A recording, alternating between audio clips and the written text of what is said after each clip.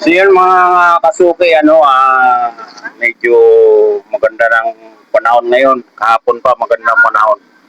So yun nga, may nagpabattery sa akin na 4 na relo, kasuki natin na babae. Hindi ko na siya binidyoan kasi for privacy. So tapos may nagpabawas. Ngayon ito naman kay Doc Canlas, kasuki din talaga natin.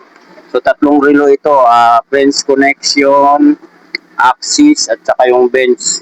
So itong dalawa battery daw, tapos itong isa hinila daw niya, naputol. So yun, pinalawang lang. So ang gagawin natin ito ay set natin. Siguro ikakabit lang ito, nawala sa wala sa ayos pagkahila niya. So ayan, awa ng Diyos, medyo mabawi-bawi tayo ngayon. Sabi nga pagkatapos ah,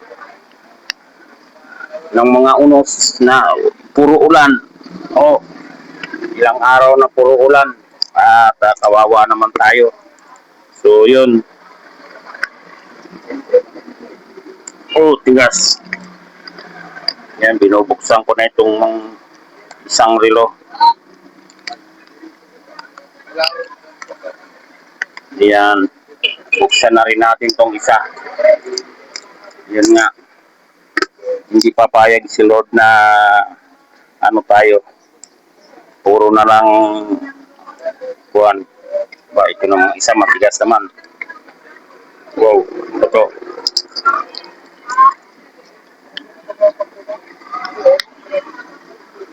Tigas din.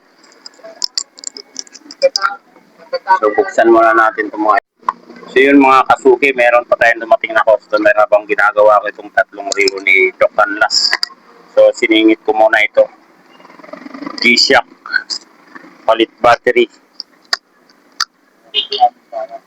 Yan. Oh yeah, tigas. Ayaw magpa-bukas.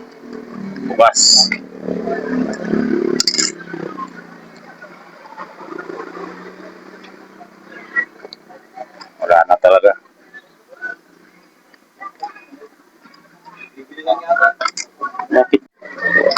So yun mga kasuki, na okay na to. Mandar na. Casio G-Shock. Lagyan na natin ng battery.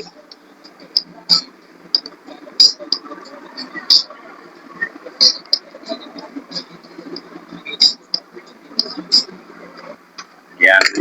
So gumana na siya. Yan, okay na to. Hintayin natin yung battery. Sila na lang daw mag-set. Yan. Tingnan natin. Tapos meron pa siyang isang relo na pasagan salamin. So papalitan din natin ng salamin to. Kagaya nitong mga ginagawa ko mga kasuki, ito palit salamin din ito. Palit salamin. Yan. 2-3 itong palit salamin ko.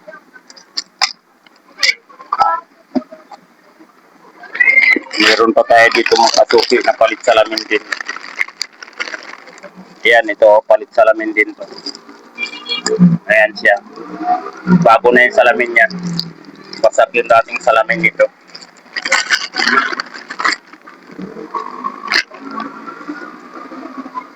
So titingnan natin kung may kasukat tayong salamin nito. So yun mga kasuki, meron tayong salamin na kapareho. Pansin nyo naman, basag talaga. Ayan. Dito, siguro napagsak ito. Itong salamin na ito, kabibili ko lang sa Quiapo. Kinabit to doon sa iba. So tatanggalin na natin tong basag na to.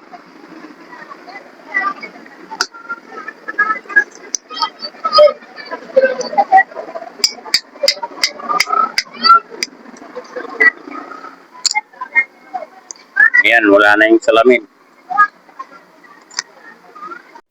Ayan. Hindi na ako mag-aasa mga kasuki kasi meron ako nakitang saktong-sakto na salamin. Yan, tamang-tama. Okay, salpak siya. Saktong-sakto. Di ba? Yan, So, didikitan na lang natin to. Linisin muna natin ang mga merong mga glass, mga bubog.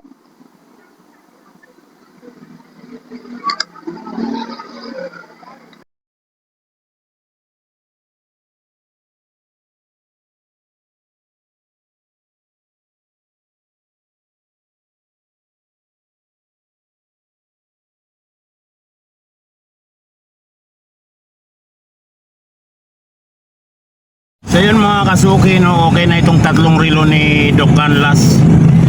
Yung dalawa, palit battery, tapos nilinis ko na rin yung salamin niya. Yan. Tapos itong isa nahugot, so nawala sa sakto yung kinalalagyan niya, so naayos ko na rin.